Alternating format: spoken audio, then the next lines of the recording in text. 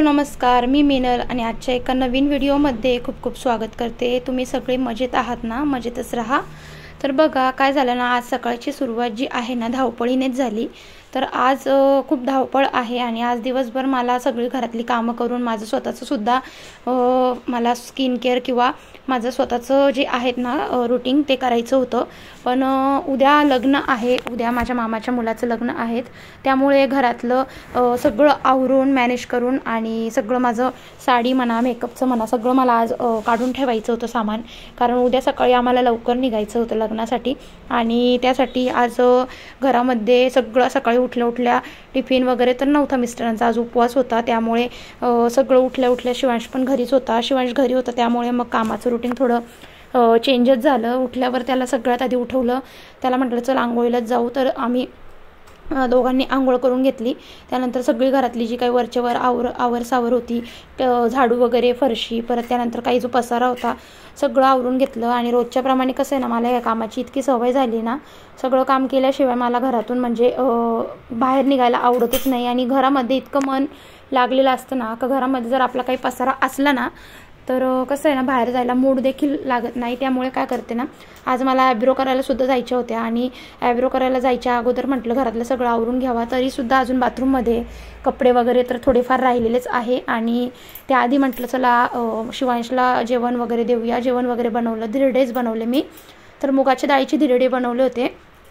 तर इथे जेवण वगैरे झालं होतं आणि मला काही इतकी भूक नव्हती, कारण माझं थोडंसं पोट दुखत होतं, काय माहिती कशाने दुखत होतं, पण पोट दुखत होतं आणि गरमी इतकी आहे ना का काम करायला सुद्धा इच्छा होत नाही आणि भूकसुद्धा लागत नाही आहे। त्यामध्ये कसं आहे ना, सगळं मॅनेज करावं लागतं घरामध्ये। आणि एक गृहिणी असली ना तर गृहिणीला कसं आहे ना, सगळं मॅनेज केल्याशिवाय घरातून बाहेर पडताच येत नाही आणि घरातलं पण आपल्याला बघायचं असतं। आपल्याला जरी उद्या लग्नाला जायचं किंवा काही प्रोग्रामला जायचं असलं ना तर घरातलं सगळं आवरूनच जायला लागतं, कारण आल्यावरती सुद्धा तोच पसारा बघून अजून डबल चिडचिड होते। तर बघा आज माझं सकाळी चांगली सुरुवात झाली होती रुटीनला, पण उठल्यावर कसं आहे ना, मला आज लक्षात आलं की केस माझे वॉश केलेले होते 2 दिवस अगोदर, पण उद्या लग्नाला जायचं आहे, त्यामुळे म्हटलं चला आज केससुद्धा धुवून घेऊया। तर केस धुतले आणि हा जो टॉवेल आहे ना, हा टॉवेल लावून ठेवलेला होता, पाणी खूप गळत होतं आणि केस मी आत्ताच धुतले होते 1 तासापूर्वी। तर थोडंसं मला केस धुतल्यानंतर टॉवेलला लावूनच ठेवते, कसं आहे ना केस थोडीशी चांगले सुकले ना मग चांगले सेट होतात। आणि टॉवेल लावलेला होता त्यामुळे मग तसंच काम करायला घेतलं किचनमध्ये कसं आहे ना, एकीकडे मी आत्ता जे धिरडे बनवले होते, धिरडे छान बनवून घेतले आणि शिवांशला एकीकडे छान खायला दिलेले होते, तो जेवतच होता। तर जेवताना मुलांचं तुम्हाला माहीतच असेल, लहान मुलं असले की खायला वगैरे त्रास देतात आणि त्यांच्याकडे सारखं लक्ष द्यावं लागतं। ते करून मला एकीकडे माझ्या डोक्यामध्ये सारखं सगळं मॅनेज कसं करू ते चाललेलं होतं आणि त्याचबरोबर तुमच्यासोबत मला व्हिडिओसुद्धा शेअर करायची होती। आणि कसं आहे ना, आता तुमच्यासोबत एक कनेक्टिव्हिटी झालेली आहे। रोज तुमच्यासोबत जर व्हिडिओ शेअर नाही केली किंवा तुमच्यासोबत काही जर रोजचा जो रूटीन असतो तो काही शेअर नाही केला ना तर खूप वेगळंच वाटतं, अगदी सुनं वाटतं आणि काही चुकल्यासारखं वाटतं। म्हणून म्हटलं नाही, तुमच्यासोबत व्हिडिओ शेअर करायची आहेत मला आज।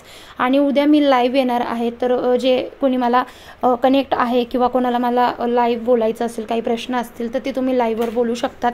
तर कालचा माझा जो ब्लॉग होता ना तो थोडासा छोटा झालेला होता, तर माझा इतर वेळी जो व्हिडिओ असतो ना तो 13 मिनिटाचा असतो, काल माझा 10 मिनिटाचा झालेला होता ना। आजचा पण जो व्हिडिओ आहे तो तुमच्यापर्यंत 9 ते 10 मिनिटाचाच असणार आहेत, कारण कसं आहे ना मला सगळं मॅनेज करायचं होतं आणि व्हिडिओसुद्धा तुमच्यापर्यंत शेअर करायची होती। माझं डेली रुटीन किंवा डेली लाईफस्टाईल किंवा जे डेली माझं काय चालू असतं किंवा माझ्याबद्दल तुम्हाला काय सगळं मला तुमच्यापर्यंत शेअर करायचं असतं, त्यामुळे म्हटलं नाही छोटा का होईना आपण सगळ्यांसोबत आपला व्हिडिओ शेअर करायला पाहिजे।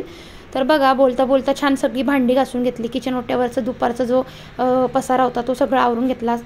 धुणं तर पडलेलंच होतं, पण सगळ्यात आधी म्हटलं किचन काउंटर क्लीन करून घेऊया। किचन काउंटर क्लीन करताना ना आपण नेहमी लक्षात ठेवायचं ना, आपल्याला जरी कुठे बाहेर जायचं आहे, खूप धावपळ आहे, पण आपण किचन काउंटर आपलं भांडी म्हणा काउंटर म्हणा सगळं क्लीन करूनच जायचं, कारण किचन ओट्यावरती असा पसारा ठेवून आपण बाहेर जायचं नाही आहेत, कारण किचन काउंटरवर असा पसारा असला की लगेचच मुंग्या झुरळं देखील येतात आणि घरामध्ये लगेच आपल्या घरामध्ये एक वेगळीच निगेटिव्ह एनर्जीसुद्धा येत असते. आणि कोणी आल्या अचानक जर आपल्या घरी पाहुणे वगैरे जर आले तर आपल्या घरामध्ये असा पसारा किचनवर अगदी लगेच दिसून येतो. त्यामुळे जे हायलाईटच्या गोष्टी असतात ना, आपल्या हॉल, बेडरूम, किचन अशा ह्या गोष्टी आपण पहिले करायच्या. आता कपडे जे आहेत, कपडे मी आता हे भांडे वगैरे सगळं जर झालं, लवकर मॅनेज जर झालं तर मी भांडे धुणं वगैरे सुद्धा लगेच धुवून टाकणार आहेत. संध्याकाळपर्यंत ठेवणार नाही आहेत.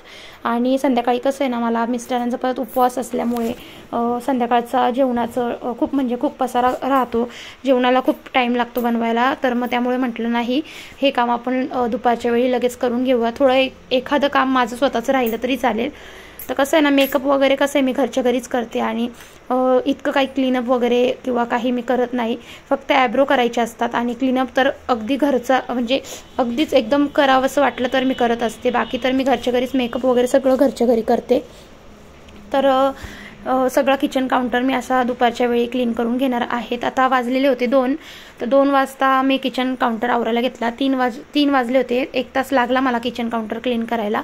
त्याचबरोबर एकीकडे शिवांशला सुद्धा लक्ष द्यावं लागत होतं की तो त्याच्या हाताने, मी त्याला सांगितलं होतं की तुझ्या हाताने तू खाऊन घे, आणि एकीकडे त्याच्यासोबत सुद्धा गप्पा मारत होते. थोडंसं त्याच्याकडे सुद्धा त्याला मोटिवेशनल करत होते जेवणासाठी. तर एकीकडे त्याचं जेवण चालू होते, एकीकडे माझी क्लिनिंग चालू होते. तर किचन काउंटर सगळं कानाकोपरा असं पद्धतीने सगळा क्लीन करून घेतला.